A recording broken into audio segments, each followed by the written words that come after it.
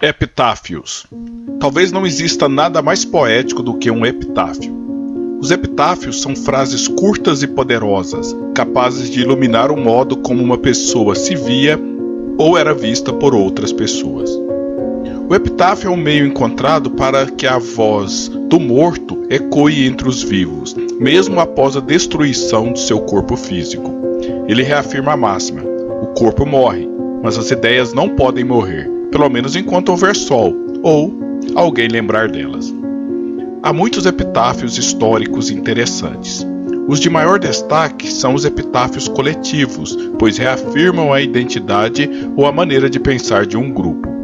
Um dos mais antigos que temos notícia é o que homenageou os 300 espartanos que pereceram enfrentando o poderoso exército persa na Batalha de Termópilas. Os gregos mortos foram enterrados no mesmo local da batalha, e para que o ato de bravura dos guerreiros lacedemônios não fosse esquecido, alguém escreveu na lápide: ó viajante, avisa lá na Lacedemônia que aqui ficamos por havermos cumprido o nosso dever. Poucas frases conseguiram realçar a abnegação cívica como essa. De modo sutil e discreto, o autor do epitáfio mostra o valor moral dos 300 espartanos na defesa de sua pátria.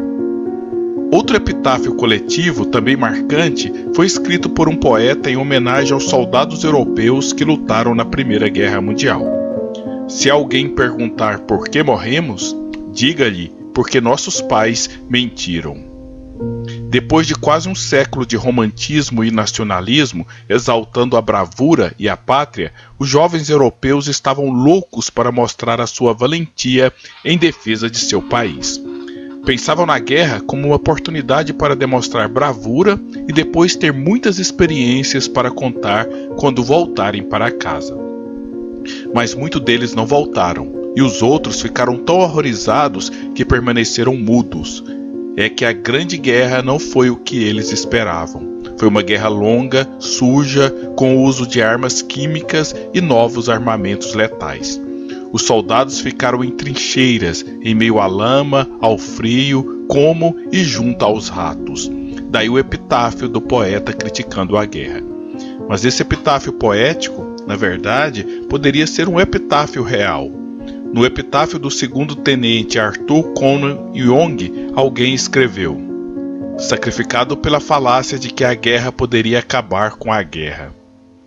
O epitáfio do tenente Young critica a ideia comum na época que a Grande Guerra seria a última das guerras, uma guerra redentora que abriria as portas de uma era de paz. Nada mais ingênuo do que isso. A Primeira Guerra foi a antessala da Segunda e o aperitivo para as tragédias mais cabeludas do século XX. Os epitáfios dos reis antigos também costumam chamar muita atenção.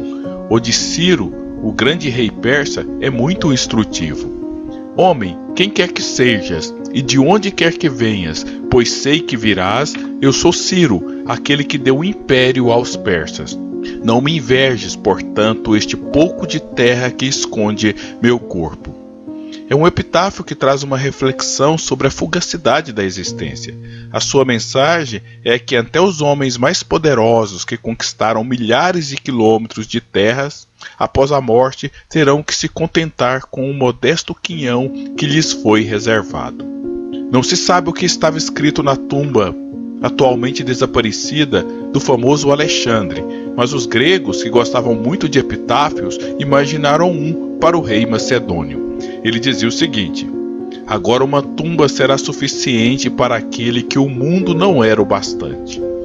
O epitáfio vai na mesma linha do de Ciro, mostrando que a morte é o ponto final para todas as ambições, inclusive do homem que foi o mais poderoso de seu tempo.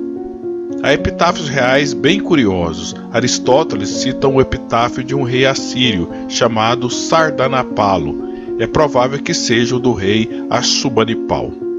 Olhai para mim, sou cinzas, e entretanto fui o rei da grande Nínive.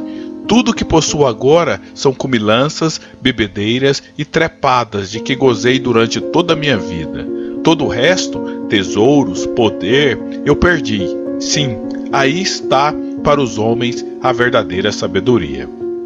O que o epitáfio quer afirmar é que todas as grandes experiências que o monarca teve, a mais significativa foi beber, comer e trepar.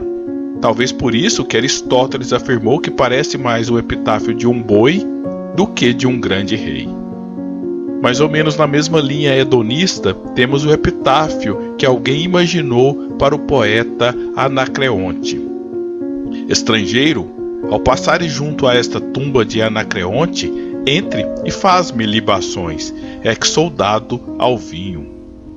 Os temas básicos da poesia de Anacreonte eram o vinho e o amor. Alguém, conhecendo o gosto do poeta, quis homenageá-lo com esse epitáfio, que, numa linguagem mais informal, poderia ser traduzido da seguinte forma: Ei, você que está passando aí, jogue um pouco de vinho na minha tumba, pois sou um beberrão. Essa capacidade de imaginar epitáfios para alguém se tornou uma ferramenta para criticar os déspotas sanguinários. Como era impossível ridicularizá-los em vida, a sabedoria popular riu deles depois de mortos. Robespierre, o revolucionário francês responsável por instalar o período de terror no qual milhares de pessoas foram guilhotinadas, recebeu um epitáfio coerente com a sua índole. Passante, não chores minha morte. Se eu vivesse, tu estarias morto. O epitáfio brincalhão realça a faceta cruel do político francês. Outro que recebeu um epitáfio à altura da sua crueldade foi o líder da União das Repúblicas Socialistas Soviéticas, Joseph Stalin. Na verdade, não foi um epitáfio oficial, mas um verso do poeta Evgeny Evtuchenko. Vocês não acharam que eu ia pronunciar esse nome. O poema epitáfio diz o seguinte: dupliquem, tripliquem a guarda, cerquem a tumba, que Stalin não possa sair, que fique lá para sempre, e o passado com ele. Esse era o epitáfio que Stalin e outros da sua laia mereciam ter. Intelectuais também têm os seus epitáfios de destaques. O fundador do materialismo histórico, Karl Marx, teve escrito no seu túmulo no cemitério de Highgate, em Londres, uma das frases que melhor define o propósito de suas reflexões teóricas. Os filósofos, até aqui, interpretaram o mundo. A questão é transformá-lo.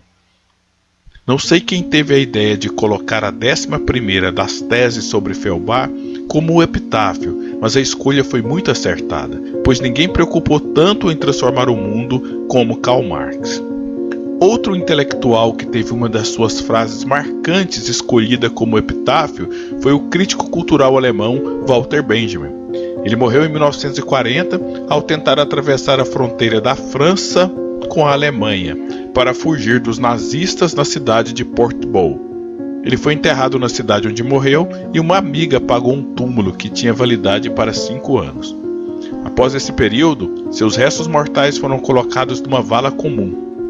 Com a sua fama póstuma, a prefeitura de Portbou fez um monumento como túmulo simbólico e colocou nele a seguinte frase: nunca houve um monumento da cultura que não fosse também um monumento da barbárie. A frase, extraída das teses sobre a história de número 7, acabou tendo uma conotação irônica, mas também apropriadamente alegórica. É irônica, pois é uma frase que faz uma crítica profunda aos monumentos, mas que foi escolhida para compor um. É alegórica, pois Walter Benjamin hoje é um dos grandes monumentos da cultura moderna, e o modo como viveu e morreu, vítima do nazismo, o torna também um monumento representativo da barbárie humana. Isso faz dele um dos mais profundos epitáfios de todos os tempos. E aí, qual dos epitáfios você gostou mais? Se sentir à vontade, compartilhe a sua opinião. Olá, sou o professor Eliezer Cardoso de Oliveira, agradeço pela atenção.